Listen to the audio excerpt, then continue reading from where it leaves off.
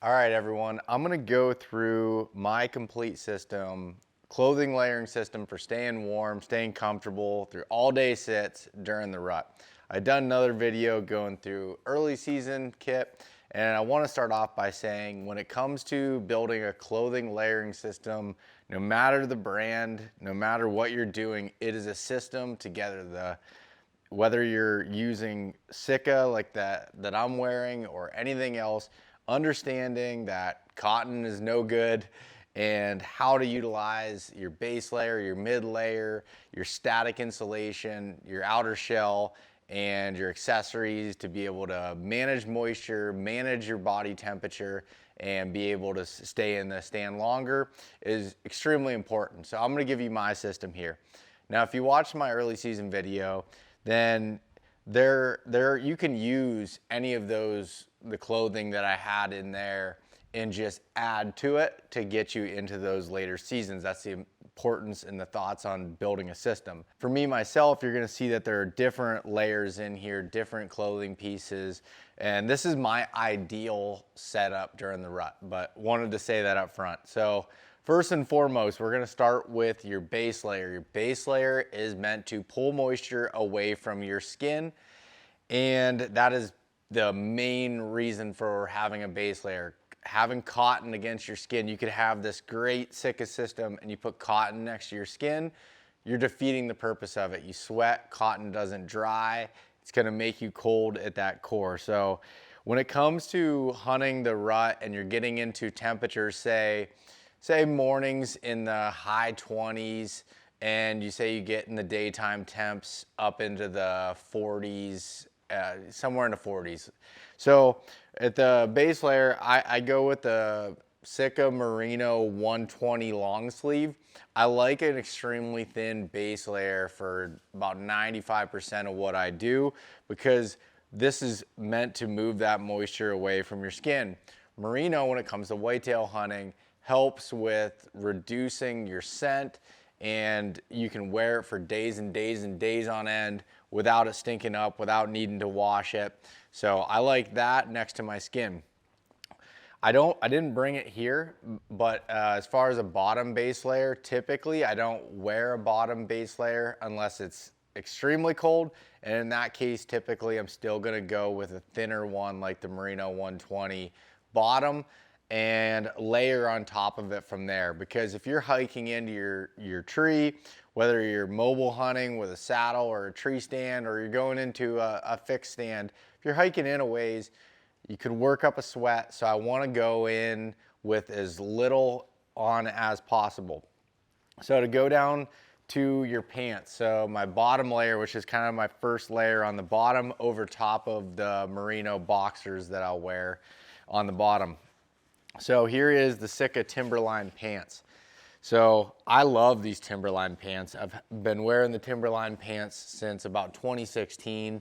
The reason why I like these pants a lot is they're a little bit heavier and more from that mid to late season. So they add a little bit of insulation to it, but they're still breathable. The knees are waterproof, and same with the seat on it. So even if you're getting down on the ground, you're rifle hunting, you're kneeling down, you're sitting down, you're not getting wet when you're wearing these. The whole pants aren't waterproof, but they are treated with a DWR treatment through the rest of it.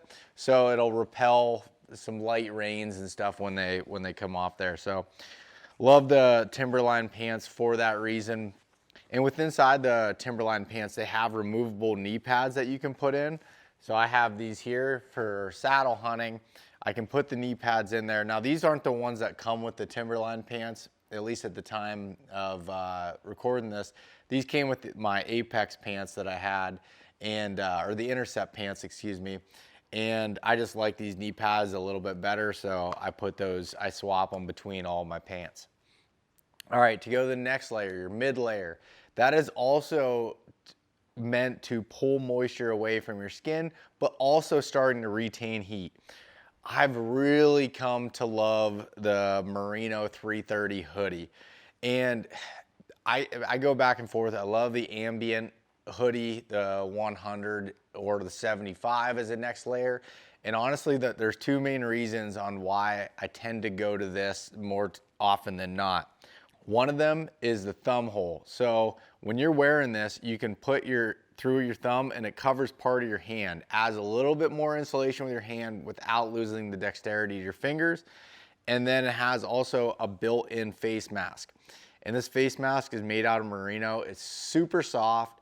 It stays warm when it's wet. So as you're breathing, you're coming out, it doesn't get cool on your face. Works really nicely. So you can pull that hood up over and have that face mask on, or leave the hood down and just pull the face mask up. Helps retain a little bit of that heat and your scent as you're breathing there. Has a front kangaroo pocket here.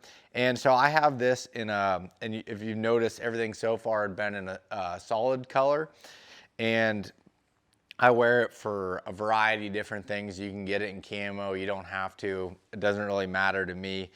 Now, I do tend to like, especially on a jacket and even like with bibs or something, I like to have, I like camo just from the standpoint that it gives me more confidence. I know that when, if you don't move, they're not gonna be able to see you either way, as long as you don't have blue that deer can see a lot better. But camo gives me confidence, so that's why I'm gonna use it.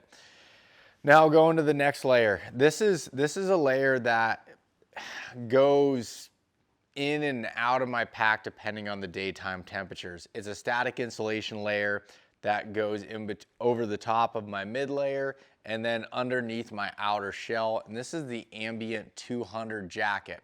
There's no hood on there because I've already got a hood on my mid layer and I'll have a hood on my outer layer, so I don't want what you call a hood stack where you have too many hoods and it just creates an uncomfortable environment. But this Ambient 200 is an active insulation, but that can act as a static insulation, especially when you put a wind stopper piece over top of it. But if you did need to hike in it on a cold day, you're not gonna overheat too much. But typically as I'm walking into my tree, I'm just wearing my base layers and then my mid layer to get into the tree, even on some of the coldest mornings, to make sure I don't break out in too much of a sweat and start off in a bad spot. So I'll put this on once I get to the base of my tree. And then from there, I'll move into the Stratus bibs. And these are all new Stratus bibs for 2025. They've been redesigned. So what you'll see on these pants that's different from, or on these bibs that's different from the other ones, is the most noticeable one is a difference from the knee down. You will see a different material. Instead of the fleece that was on the outside, this is similar to the way that the Fanatic was redesigned a few years back. This material is still soft, still quiet, but it's basically for areas that you go through with burrs or anything that could stick to it. Sometimes those burrs would stick to fleece and have an issue with picking them off there, just an annoyance basically. And then the pocket layout has changed a little bit. So what we have here is a snap button that connects here on the front, and then another little pocket here right on that side. But those are the main differences on the new Stratus. It is wind stopper, so it is protecting you from the wind. It's 100% windproof. And when you think of, if you were to be here and handle these pieces, you'd look at it and be like, man, that doesn't feel like a lot of stuff. Like those bibs aren't that thick. That jacket isn't that thick. But when you layer that together, you protect yourself from the wind, use that system together, you really don't need as much as you tend to think. And then the outer shell on the top is the new 2025 Stratus jacket. Now this has made a pretty significant change. That is why I have changed a little bit on what I'm using on my outer shell. So the way I'd set up my system for the most part previously was, instead of having this Ambient 200 in there, I would go from Stratus jacket to the Fanatic vest over the top, because I liked having a spot to have my rangefinder, my grunt tube, and also having a nice hand muff in front, help for keeping your hands warm. Well, now the Stratus jacket has a built-in grunt tube holder and a rangefinder pocket off to the side, still has the vertical zip, but you have all of that built in. You also have a removable hood that you can pull off, a harness pass through if you're using a tree stand harness on the back. And with me hunting from a saddle most of the time, or using my saddle as a fall restraint device, I don't necessarily use that component of it. But the Strata system, if I were to tell, if you were to be like, Beau, what is one piece of top and bottom that I absolutely need for whitetail hunting?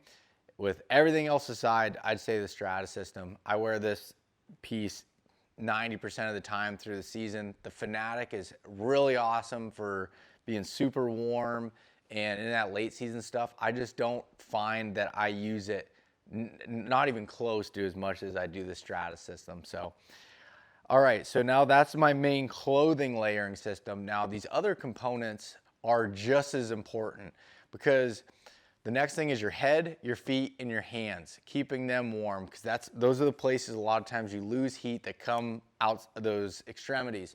So from a glove standpoint, I don't like to wear heavy gloves. The Fanatic gloves are really nice. So when you put these on, they don't have a pointer finger covering or your thumb. Makes it really nice when I'm shooting handheld release or even a trigger style release, that you still have that dexterity, you're working your phone, whatever it might be. I'll either just run one on my left, or if it's really cold, I will run one on my right as well. So having those there, and even when it's really cold, to combat that, I have the Jetstream Windstopper muff here. So you can use that, or whatever hand muff you have, to keep yourself warm. Put a chemical hand warmer or rechargeable hand warmer in there and keep it really nice. This one's cool because it does hook into the bottom of your vinyl harness if you're using it in a tree stand or anything else, so it stays there. You don't even need the straps if you don't want to. But I don't do that when I'm hunting out of a saddle, because it runs into hitting your bridge and your tether. So, but this is also windproof, rolls up super small, throw it in the bottom of your pack. All right, moving along to your head. So that keeps my hands warm. Now your head. I have this merino 330 beanie, super lightweight beanie. I may hike in with it on. I may just hike in with a ball cap. It depends, but typically I'll hike with this on and wear this until I climb up, get in the tree. As you're starting to cool down, on top of that beanie, I will bring in the Blizzard Gore-Tex hat. So this is Gore-Tex, 100% waterproof, but it has a brim on it. I love having a brim, so having that to be able to keep the sunlight off you, keeping your eyes kind of covered and shaded, and also then you can flip up the ears. So as you're warm or you want to hear a little bit better, you can have that up. And I'll put that right over top of this. I don't swap it out. I have this, there's a little adjustment on the back so you can loosen it up and put it over the top and almost add like it's a layering system for your head essentially. But this hat's awesome, super soft inside, 100% windproof, waterproof, really nice. Now when it comes to your feet, I didn't bring the socks here, but I have them on right now. I have the SITKA merino, the medium weight ones, or the heavy weight, depending on the temperature there and also the fit of the boot. So with my boots, typically I wear the ones I size them for are for the medium weight. Sometimes the heavy weight get a little bit too tight, which you can restrict the blood flow to your feet, and you're really doing a disservice for yourself. You're making yourself colder even though you have more insulation on. So keep that in mind when you're choosing socks with your boots, or if you're choosing boots depending on the time of year and what socks you want to wear. But for my boots, I've been wearing the Schnee's Beartooth 200 gram. They just have a light insulation leather boot, and they're breathable for walking in, have just a little bit of insulation to them. They work pretty nice. I will say that I kind of wish I had a 400 gram. I had some crispy Wild Rocks in the past. They were just ended up being a little bit too small for me, but I like that insulation level. But these boots have been great. I have no complaints with it. But I combat that with a lightly insulated boot by putting an overboot over the top. Now, these are the Arctic Shield ones. They work, but I'm not the biggest fan of them, and actually have some new ones coming out. It should be this year, but I don't want to talk about or show them unless in case they get pushed back a little bit. But anybody that's been following my stuff over the years, I've been talking about wanting to work on and develop an overboot, and that is actually finally coming. So stay tuned for that. But to show you the same concept applies, is putting something over top of your boot, adding to trap that heat in that you created with your body as you were hiking in, climbing up, and capturing that heat. And then I'll put like a chemical hand warmer inside of each of them. I like to use the body warmers. They're a little bit bigger, and they last all day when you throw them inside there. Put them over the top on those cold mornings where you need them. But that is my full system for the rut. That gets me down below freezing, and then by removing a few layers, you're still comfortable into the 40s and really even to 50 degrees with this system right here. There are some other things that you can do to keep your body warm in colder temperatures, and that are outside of gear, just with hydration and food and some other things. But if you want more on that, I did a podcast. It's episode 440 with John Barklow, the East Meets West Hunt podcast. Go check that out, and he breaks that down even in more detail. But this is my full clothing layering system for hunting the rut. If you have any questions or want to know more, leave a comment below. I appreciate everyone listening, and good luck.